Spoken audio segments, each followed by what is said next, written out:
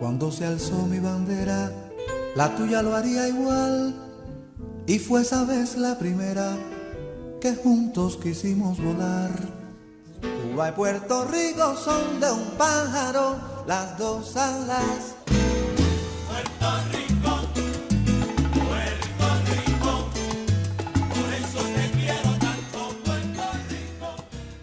Saludos al hermano pueblo cubano que hoy nos sintoniza. Les habla Wanda Ibeliz González del Comité de Solidaridad con Cuba en un segmento más de Puerto Rico. Somos Caribe.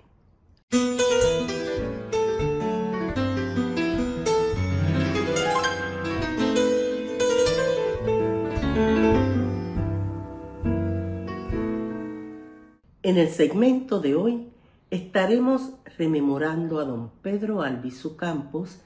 Conoceremos un poco más del Albizu humano, del Albizu maestro, del Albizu a quien el escritor y periodista boricua César Andreu Iglesias llamó la conciencia de un pueblo, para mostrarnos a ese ser excepcional a quien ni el encierro, ni la tortura, ni el destierro lograron doblegar. Nos acompaña el señor Edwin Rosario, directivo de la Fundación Casa Albizu, creada con el propósito de promover las ideas, la figura y el legado patriótico de don Pedro. Además, Edwin es compañero comprometido con la causa de Cuba, con el antiimperialismo y con muchas otras causas justas.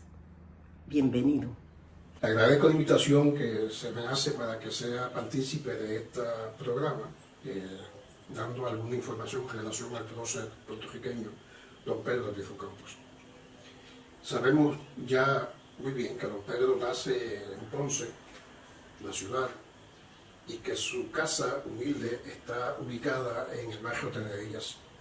En ese sector extremadamente pobre, humilde, su casa ubica en donde pasa un río, que es el río Bucaná, y sabemos que siendo un niño fallece su madre ahogada en el río Portugués. Hago esta referencia porque de alguna manera entiendo que posteriormente le voy a señalar, hay una relación entre su vivencia en Ponce y Aguabuenas con este dato.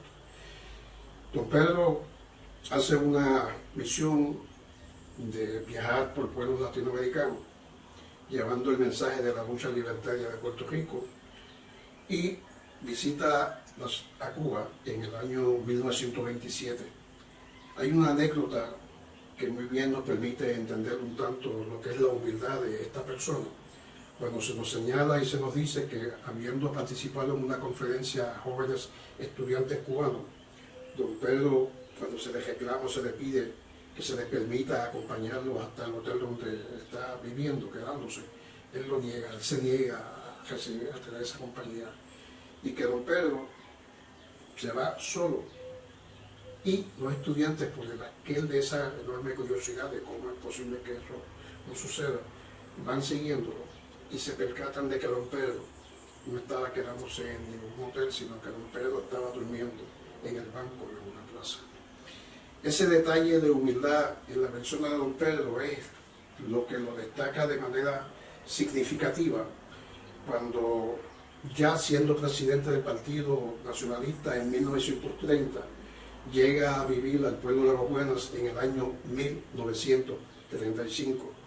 Y es un periodo de tiempo muy significativo en la lucha de la liberación nacional, porque ocurren unos eventos que determinan prácticamente todo lo que es el esfuerzo, el sacrificio, el valor, la valentía de un grupo de puertorriqueños que quieren liberar a Puerto Rico del régimen norteamericano.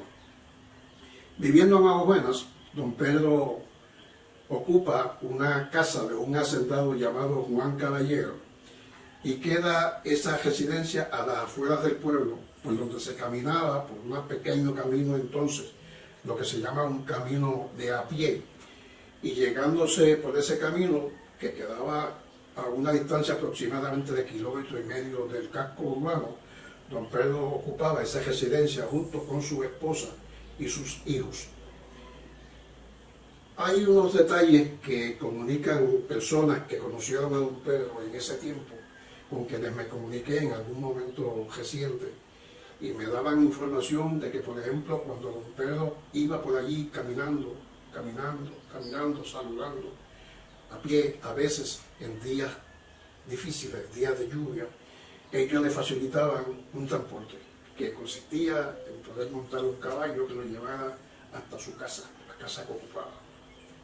Esa casa era una casa muy similar a la que tenía en Jayuya, en el barrio Coabey, Blanca Canales.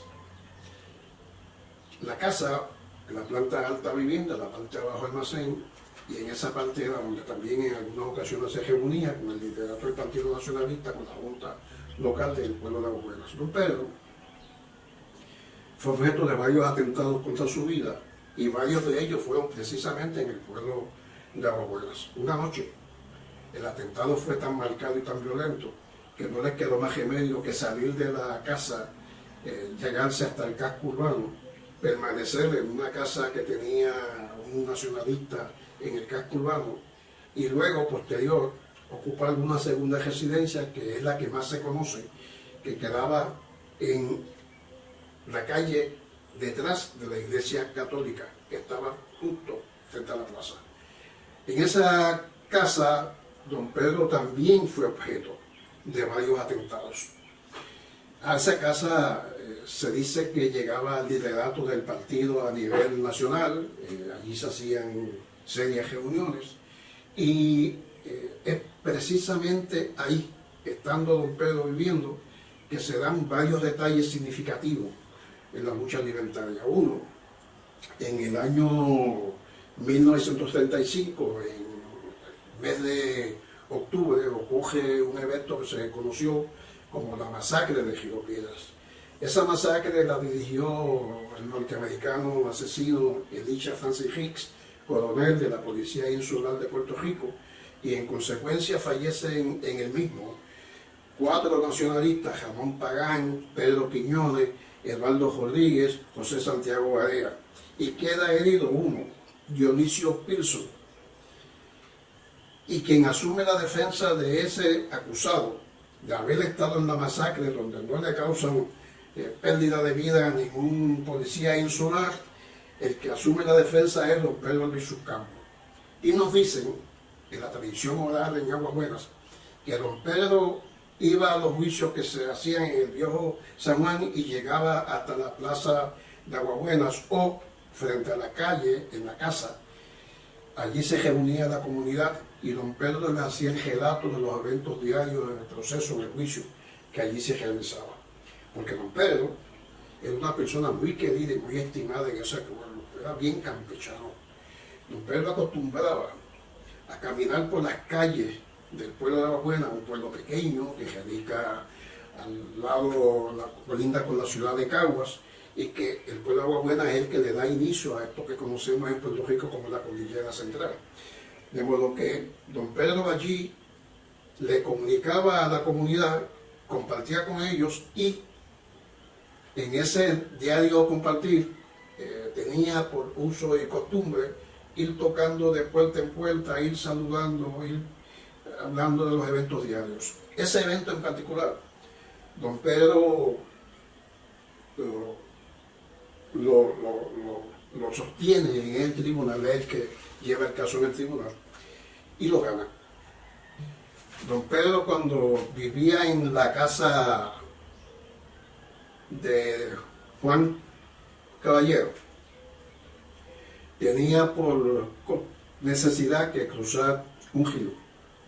Ese río era el que abastecía una pequeña represa que había a la salida del pueblo hacia el pueblo de Bayamón. El camino en aquel tiempo prácticamente vecinal también. Y don Pedro le entusiasmaba esa área porque quizás ese río le hacía esa nostalgia, le ayudaba a entender esa nostalgia, le permitía entender cómo era que en Ponce, en el barrio Tenería, él tenía junto a su casa el río Bucaná. Me dice alguna persona que falleció recientemente en Aguabuenas, teniendo ya más 100 años, que siendo esa área tan difícil un poco en su acceso, un grupo de jóvenes fueron y pusieron un chasis de un carro a modo de puente, cubriéndolo con tablones viejos, para crear un puente que le permitiera a don Pedro transitar a pie por el mismo, o como le decía en un momento determinado, que don Pedro cruzaba también quizás a caballo, si era que algún residente de lo que quedaba en la periferia le facilitaba ese medio de transporte. Después de ocurrida la masacre de Río Piedras, se da un evento que tiene una repercusión internacional, y es el hecho de que el día 23 de febrero del año 1936 ocurre el ajusticiamiento a Elisha Francis Hicks. Como consecuencia de esa acción libertaria de reivindicación al pueblo puertorriqueño, fallecen Irán Rosado y Elías Bocham, ambos asesinados en el cuartel de la policía de San Juan. Eso repercute internacionalmente porque hay un detalle muy importante, y es que ese coronel, Elisha Francis Hicks, fue precisamente el instigador de la muerte de César Augusto Sandino en Nicaragua. Y ocurre el ajusticiamiento exactamente en una fecha inmediata al año siguiente de la muerte de Sandino. De modo que el evento resulta no solo en una acción libertaria en Puerto Rico, sino que también tiene repercusión en Latinoamérica. Ocurrido todo esto, se sigue persiguiendo la persona de don Pedro Albizu Campos, y luego de varios y múltiples intentos de asesinarlo, se comienza en el año 1936 unos juicios por sedición contra don Pedro Albizu Campos y el liderato del Partido Nacionalista. Es importante entender que esa acción, después de un juicio donde salen literalmente absueltos, se hace un segundo juicio con un jurado escogido para que provocaran una sentencia a favor del régimen. Don Pedro y el liderato del Partido Nacionalista son sentenciados a 10 años de cárcel. Comienzan a cumplir esa pena en La Princesa, en Viejo San Juan, y pasan posteriormente a Atlanta.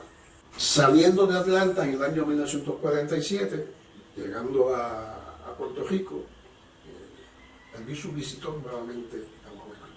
Consta, y hay testimonios de personas que lo conocían, no exactamente aquellos jóvenes entonces del 35, sino ya quizá hijos de aquellos que fueron sus guardaespaldas y sus custodios en el pueblo de Guabuena, y dan testimonio de cómo don Pedro llegaba al pueblo de Guabuena acompañado por algunas personas, e iba de nuevo caminando por las calles de ese pueblo en saludo a la gente que él había conocido durante la estadía en esa comunidad. De modo que le comparto a ustedes esos datos, por los que yo les indiqué, concentro básicamente en el periodo 35-36 de la vida de don Pedro Albizu Campos en el pueblo de Aguabuenas en Puerto Rico, y de cómo en ese periodo de tiempo se inciden o ocurren los eventos que son tan significativos, marcados en la lucha libertaria por la liberación nacional. Un saludo al pueblo cubano y viva Puerto Rico libre. Agradecemos al compañero Edwin Rosario el haber estado hoy con nosotros, así como su compromiso con la preservación de la memoria histórica de nuestro Albizu.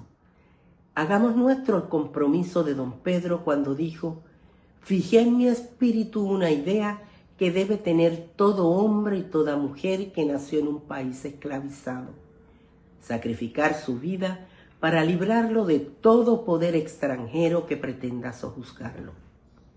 De esta manera nos despedimos, no sin antes recordarles que la solidaridad entre Puerto Rico y Cuba jamás podrá ser bloqueada.